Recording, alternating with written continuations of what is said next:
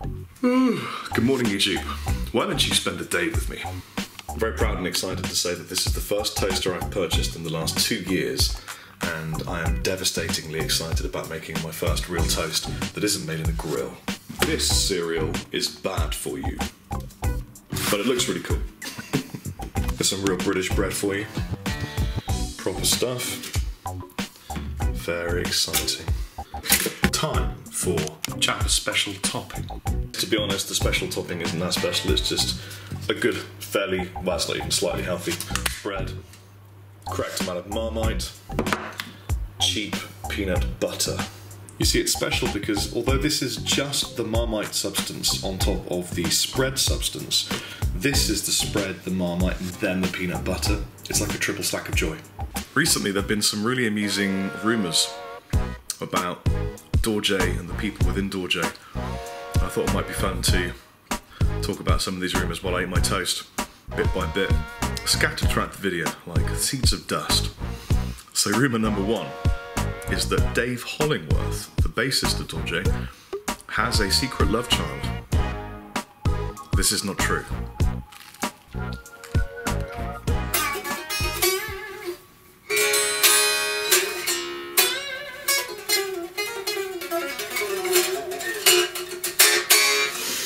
Unfortunately, there are no rumours about Ben Meinl, which I think says a lot about Ben Meinl. You know, while I'm here, why don't I show you some of the guitars in my collection that maybe some of you haven't seen.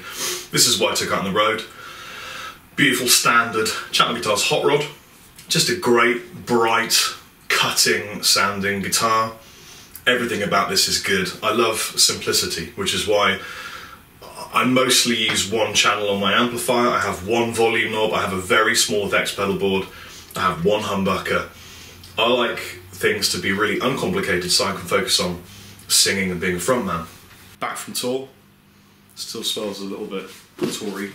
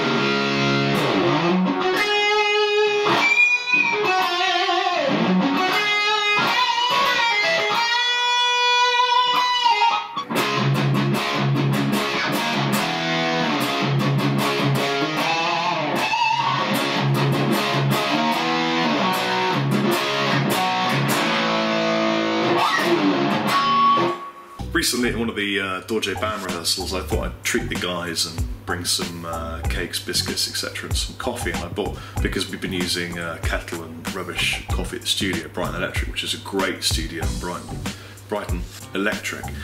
I bought a cafetiere with me, and I bought the goods. Got some proper maple syrup, got some ground Chinaman, which is really good. And I bought quite a big, substantial cafetiere that had lasted me years and years and years and years. Walked into the room, dudes, I got this bag of joy for you, turned around and smashed the cafetiere on my amplifier, and it was the sound of utter dismay, and I felt a big sinking feeling in my heart. And then I went to the store to buy another one, and the only ones they had were these tiny-assed, stupid, little tiny, thank you toast, cafetiers. This is one of the first ML1s I ever had. It's a Chinese one from back in the day, and some custom work to it, shaved the top off, put some DiMarzios in it, so this is a long time ago, and it just had one of those, I don't know, I picked it out of stock, it just sounds great. It's just got quite a nice warm, round, woody tone. It's just thicker and chewier.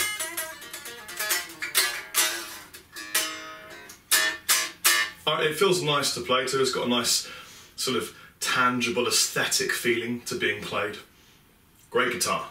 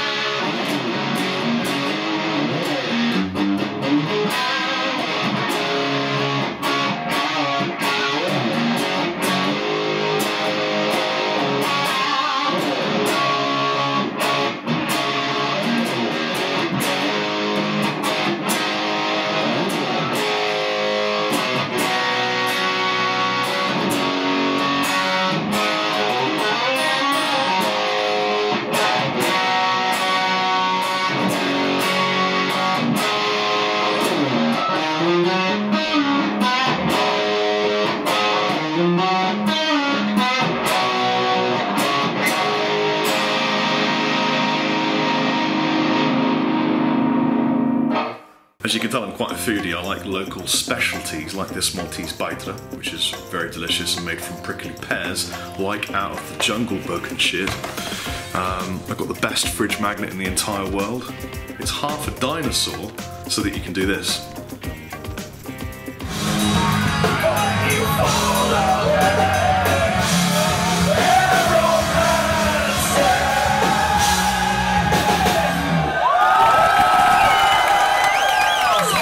Lots of people do lots of really cool things to Chapman ML1s, and I really enjoy that. It's kind of a blank canvas. That was the concept anyway. And recently I was given an ML1 at one of my gigs by a lovely guy called James Hagan. Thank you, James. And he'd done some cool mods to it, and then I gave it to Pablo and he wired some pups that James had given me, put some strings on it, and now it looks like this. So this is the guitar that James made for me, or put together for me and customed. It's really cool. Kind of gold and red. I'll give you a close up. Sick, huh? Gave it to me at Newcastle. I really, really like it. Kind of rough around the edges and a bit, I like that. It's kind of, gives it character. I'll probably swap these gold screws for black ones because that's a little bit over the top bling, but I just love, just gonna push you back a bit. I love the whole idea of customizing Chapmans, and I know lots of you have, so if you have, maybe post some links to videos of customized Chapmans.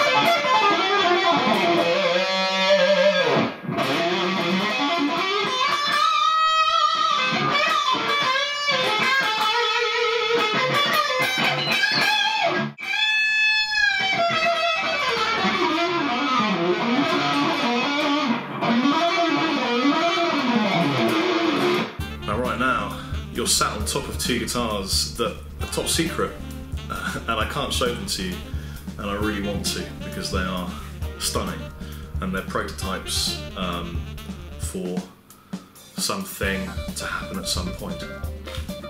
Oh, you know what, to hell with it. I'll show you the back of one of them.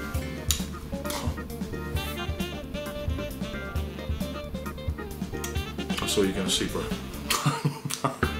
Recently I had a lot of fun watching some videos from a really cool chef called Mang-Chi. She's a Korean chick, really, really cool. Hi Mang-Chi. And she taught me how to make emergency kimchi. Kimchi is something I've grown to absolutely love since I went to Korea to visit the Chapman Guitars factory and ESP factory and PRS factory. And so I made 2 jars of emergency kimchi. Now I can't get anywhere the daikon radish to make the kaktugi kimchi, which is the one I really like, because for some reason We don't sell big radishes in England, or that I can find anyway. But this is what I made. Check it out. It's not dolmio, it's actually kimchi from cabbage. And I made one with fish sauce for me, and I made one for my bird with soy sauce. It smells like the end of an evening in Newcastle, but it tastes great in a soup. Interesting, unique and refreshing rumour about Dorje number 2 is that I can't sing, so we hired a singer to come into the studio and sing all the parts and imitate me as much as possible.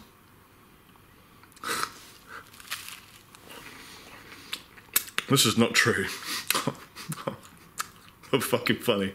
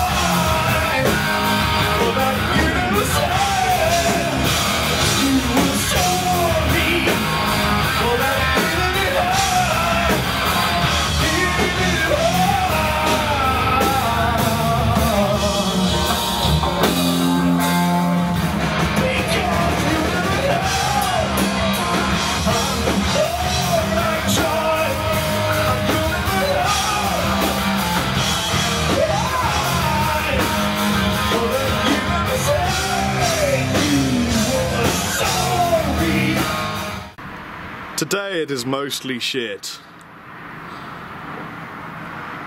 Yeah, I'm putting you on top of a blender so I can feel myself. How about that? Who would have thought a blender? An Omni blend from JTC would have made the perfect little video camera stand. That's pretty cool. Some of you might know I got really ill recently. It's a bit difficult. I, halfway through a tour, came down with a fever on stage. And I thought my voice was going from just, because I couldn't hear myself on stage at one gig and I pushed pretty hard. In fact, none of us could hear ourselves. But we could hear ourselves, but there was an effect on the stage that meant that, like ambulance effect, none of us felt we were in tune, but we were. Beer and I couldn't see anything because the lights were right on the guitar, so you couldn't see the guitar, and we couldn't hear. So we literally had to play by kind of feel or stand in a shadow. And luckily my Ghost for it, I don't know if I told you this, but it's got glow-in-the-dark side dots. So I could see if I was in the shadows. In the shadows! But yeah, it was a really hard gig and I think I pushed my voice a bit hard. I got in-ears, but I couldn't use them for the tour because unfortunately we couldn't, in time, we didn't get the infrastructure to make them work without getting skull resonance causing phasing issues. Technical shit. Basically, it sounded crap in my head. Also, it was really, really cold. All the rooms I had to warm up in were freezing. And anyway, I didn't realise that I was getting ill. And I ended up on stage with a mega fever. And actually, I got flown home from Glasgow. We tried to see a doctor in Glasgow, but unfortunately they were all just fully booked. There was no room for anyone to see me. We found out like 6 of them. So I flew back in an hour and a half and was seeing a doctor a couple of hours later on. Dad drove down, gave me some acupuncture, got some medicine, antibiotics, and that kind of stuff. I'm back to being normal again. Well, as normal as my psyche will permit.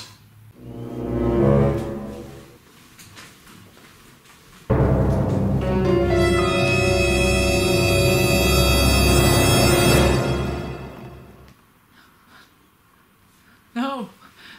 God. Stop it. This is my ML2. ML2 is, I think, probably the most underrated guitar that Chapman Guitars makes. It's a solid workhorse machine. Does exactly what it says in the can.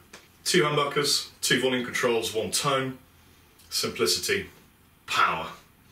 It's a great guitar. I've actually got 3 of these. I've got this one. I've got the very first one we ever made, which was the prototype, and I've got one in natural here that I put some dirty Seymour Duncans in. Played this on the last tour. Just a perfectly normal natural ML2, Seymour Duncans in it, blackouts.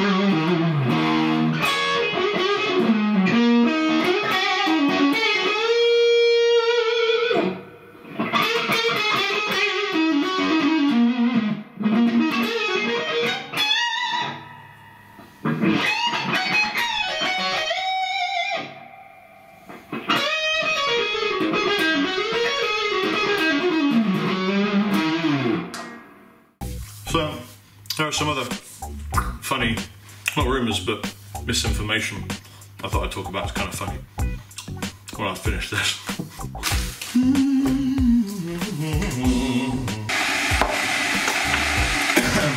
I just want to explain a little bit about the relationship between myself and Lee, Chapman Guitars, Andertons, because I suppose a lot of people find it a bit confusing. I would do, because it's a little bit weird.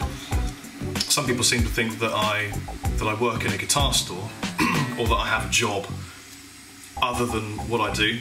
It's just not true. I go to Andertons once a month, unless we have to miss a month because I'm on tour, for example, like this month.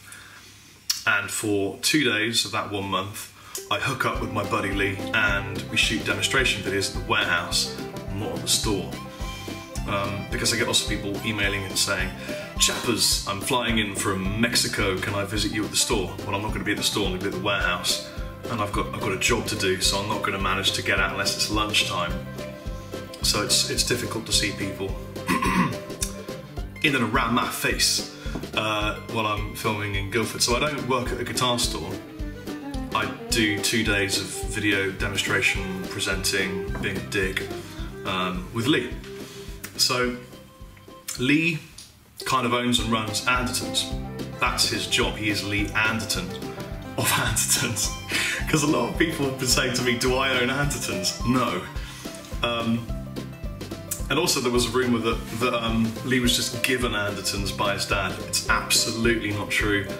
He worked his ass off. He's done everything from cleaning the toilets, you know, all the way up through the ranks until he, you know, is now in a position where he just runs it.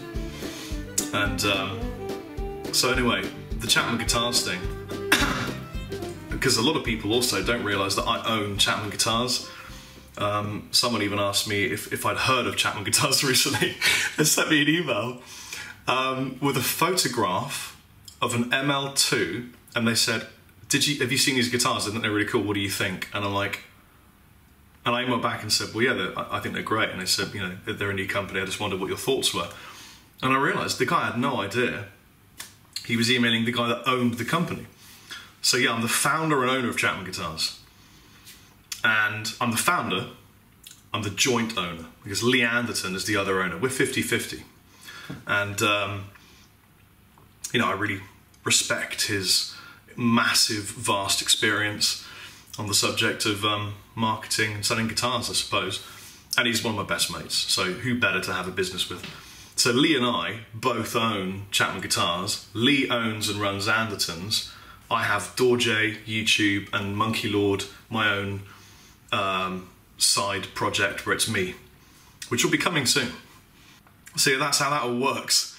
My living, how I make my literally my bread and peanut butter, is YouTube, demonstrations for Andertons, Chapman Guitars, playing.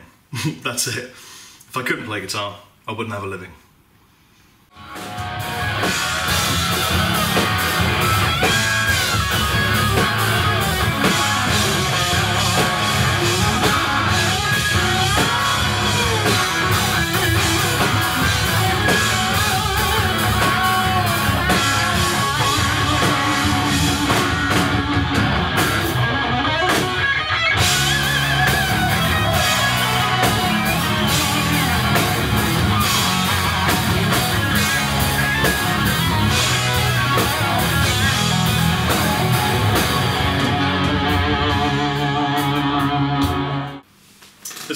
the funny camera angle.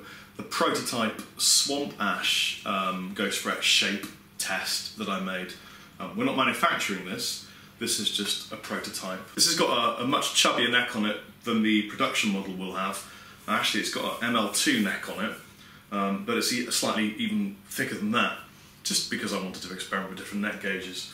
The Ghost Fret actually has the same neck carve as the ML1 Pro, in case you were interested. Here's how it sounds.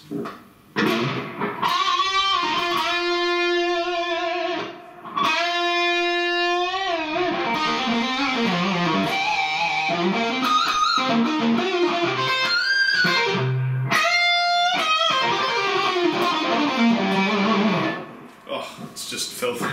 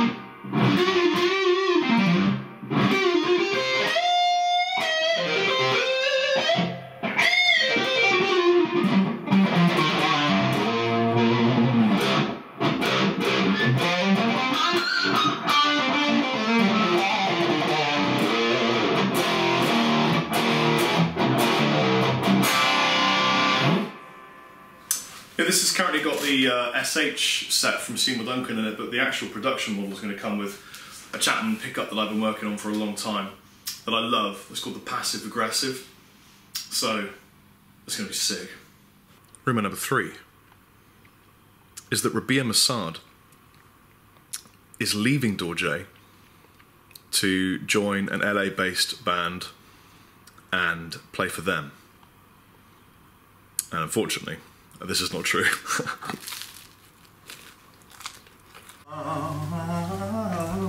Also, I have something very exciting to tell you.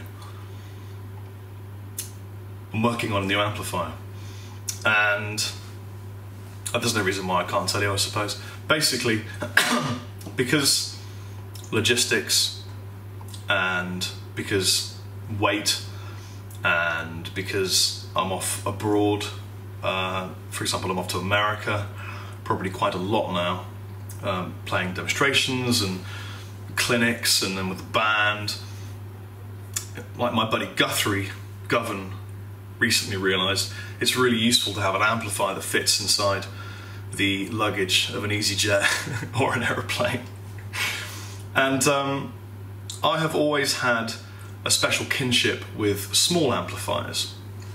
Small but deadly, like my fiancée.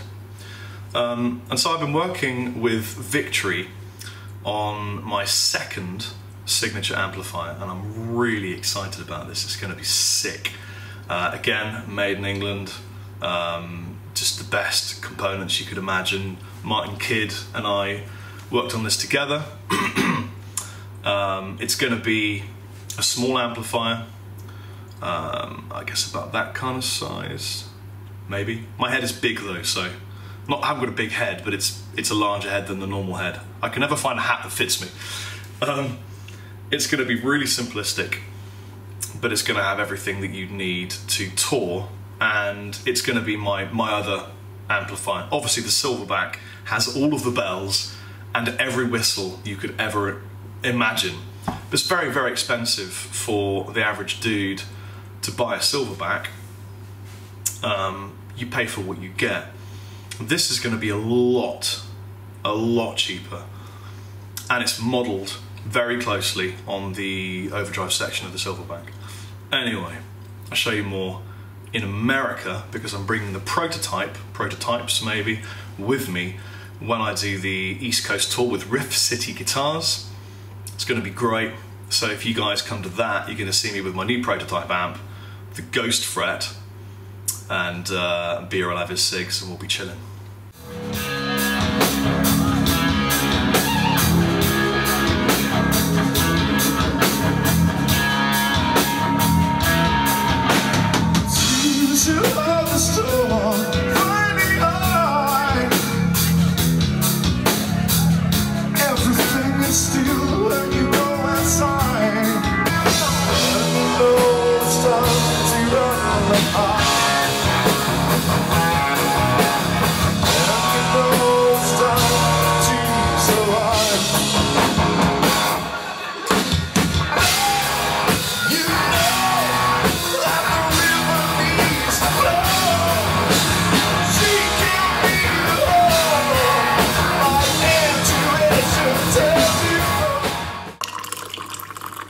Someone sent me this photograph of Scott Grove wearing a Chapman t-shirt.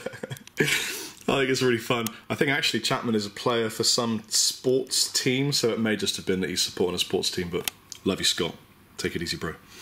Right, let me show you some stuff.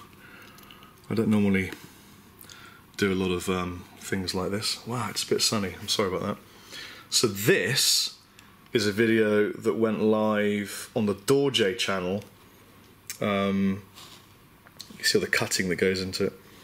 A couple of days ago. So this is the Guildford gig.